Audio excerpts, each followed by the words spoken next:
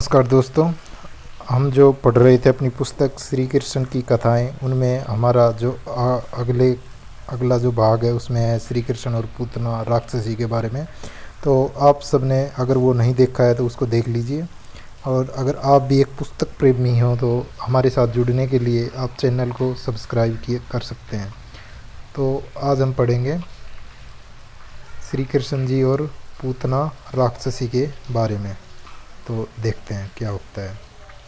गोकुल में यशोदा को विश्वास हो गया था कि उसने एक लड़के को जन्म दिया है, लड़की को नहीं, क्योंकि जन्म के समय वह बेहोश थी। जैसे ही सबको पता चला कि राजा नंद के यहाँ पुत्र ने जन्म लिया है, वहाँ खुशी की लहर दौड़ गई। उस बालक को देखने के लिए अनगिनत गोपियाँ गोकुल पहुँच गई।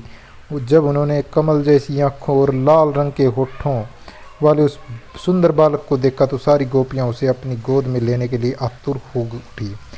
प्रसन्नंद ने ब्राह्मणों को दान दिया। ब्रज के लोगों ने अपने घरों और गायों को सजाया। उधर देवी माया की आकाशवाणी से घबराए कंस ने अपने सलाहकारों को बुलाया और उनको देवी माया की भविष्यवाणी के बारे में बताया। उन्होंने कहा, महाराज आप चिंता नहीं करें, हम उन सारे नवजात बालकों को मार देंगे जिन्होंने आज के दिन मथुरा में जन्म लिया है। कंस ने अपने राक्षसों को नवजात शिशुओं को मारने का आदेश दे दिया। देख लो भाई, ये है पूतना राक्षसी,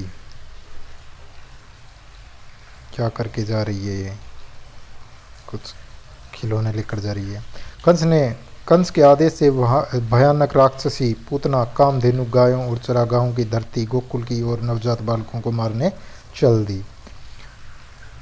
उस दुष्ट राक्षसी पूतना का काम था ही बच्चों को मारना। लोगों ने उसके डर से अपने बच्चों को अपने घरों में छुपा लिया।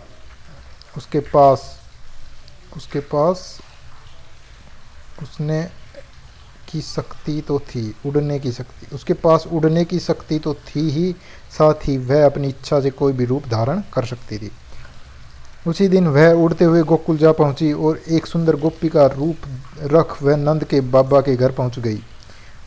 वहाँ उसने देखा कि शिशु कृष्ण पालने में सो रहा था। पूतना ने श्री कृष्ण को अपनी गोद में उठा लिया और यशोदा से कहने लगी, कैसी माँ हो तुम, तुम्हें दिखाई नहीं देता तुम्हारे बच्चे को भूख लगी है, चलो इसे मैं अपना दूध पिला देती हूँ।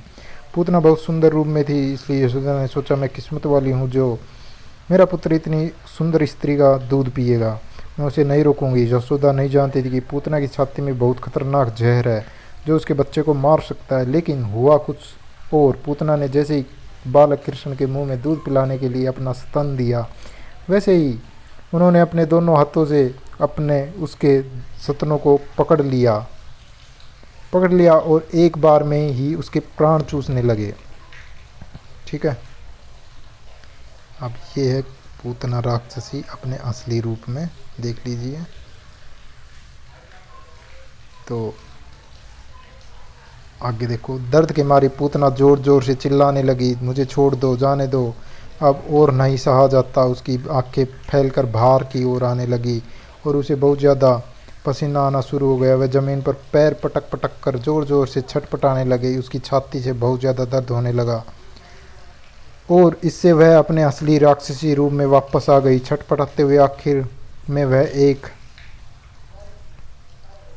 वह एक बड़े पहाड़ की तरफ धाम से गिर पड़ी,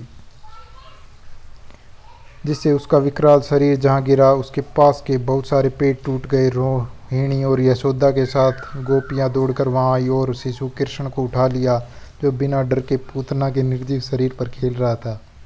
पूतना अपने पापों से उसी समय मुक्त हो गई थी जिस समय उसने श्री कृष्ण को दूध पिलाया था। अंतिम क्रिया के समय उसे जलाने पर उसका शरीर से चंदन की तरह सुगंध आई, क्योंकि कृष्ण के छूने मात्र से स्त्रु की आत्मा तक पवित्र की हो जाती है।